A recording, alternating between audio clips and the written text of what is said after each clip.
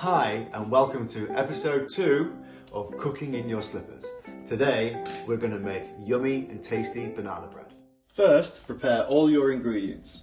You will need 250 grams of flour, 115 grams of unsalted butter, 150 grams of light brown sugar, 80 grams of plain yogurt, a teaspoon of vanilla essence, quarter teaspoon of salt, teaspoon of baking soda, and half a teaspoon of ground cinnamon. Also with 2 large eggs, and then most importantly, your bananas. And here is an example of how brown you want the bananas to be. I wouldn't want to eat that, but believe me, it's going to be good. First, get your fork and mash up your bananas. They'll be lovely and soft because they're so ripe. This will be really nice and easy.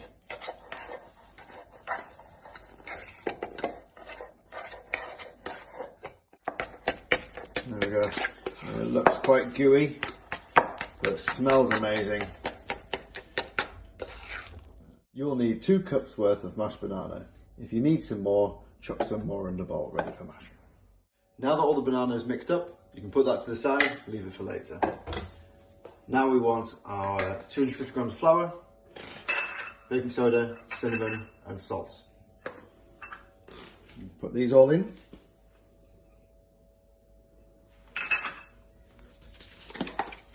And a quarter of a teaspoon of salt just tends to be a decent pinch. And give these a mix in the dry.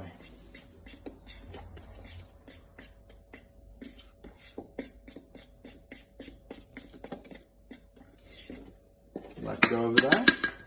Now we're going to cream the sugar and the butter together. The butter wants to be at room temperature, so it's easy to work.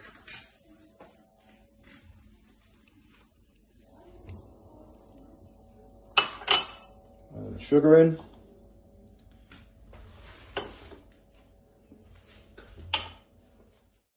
You can mix these two together either in a food processor or in a stand mixer, but today I'm going to use a hand whisk. And please, if using one of those, please get an adult to help you.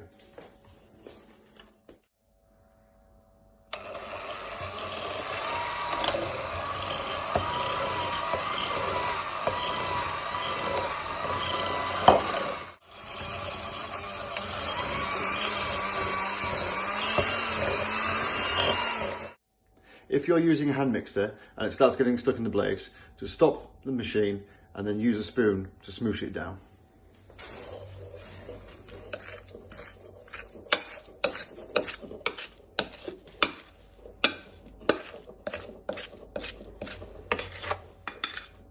Once the sugar and the butter are mixed together and they have a really creamy, smooth consistency, beat in 1 egg at a time.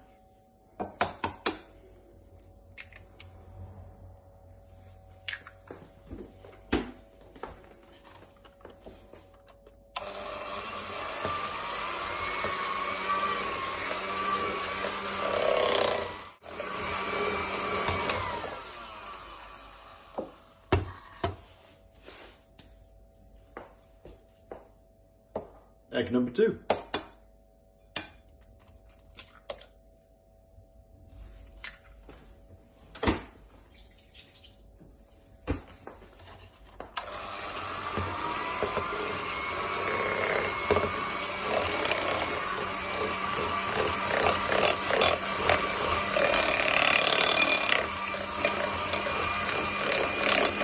Once that's all mixed well, add the bananas, the yogurt, and a teaspoon of vanilla extract, and then combine until mixed.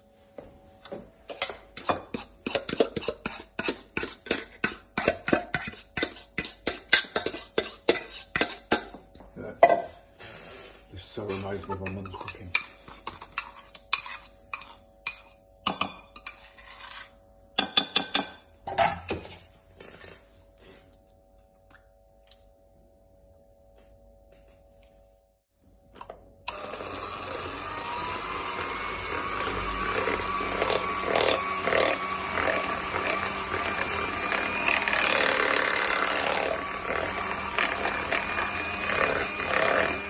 once that's done, we add our flour slowly, a couple of tablespoons at a time, and keep beating slowly again until all the flour is gone.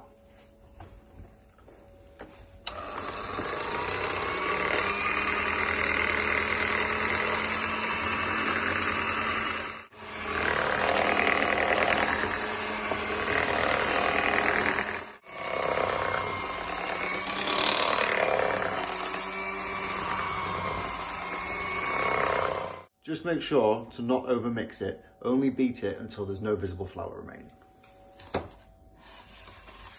So here we've got our tin ready. I've greased it already with a little bit of butter, and as you can see at the bottom, I've lined it with greaseproof paper and then greased the top of that as well. There's no specific way to do this, but just get it in the tin.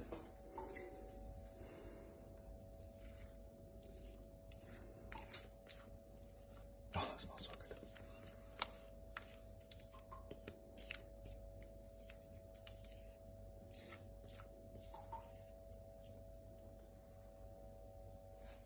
Get an adult to preheat the oven at 180 degrees, and then it's ready to go in on the middle shelf.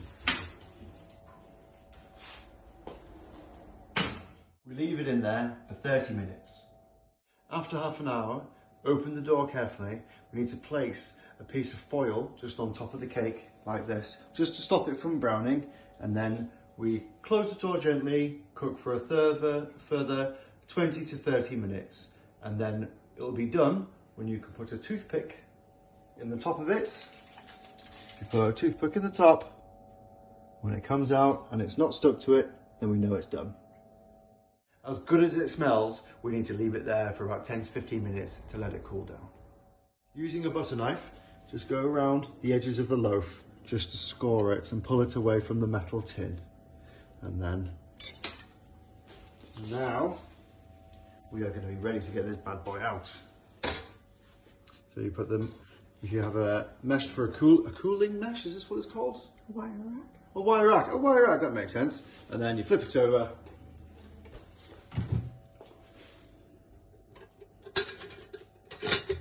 And here we go. It should be there. Yes! Yes!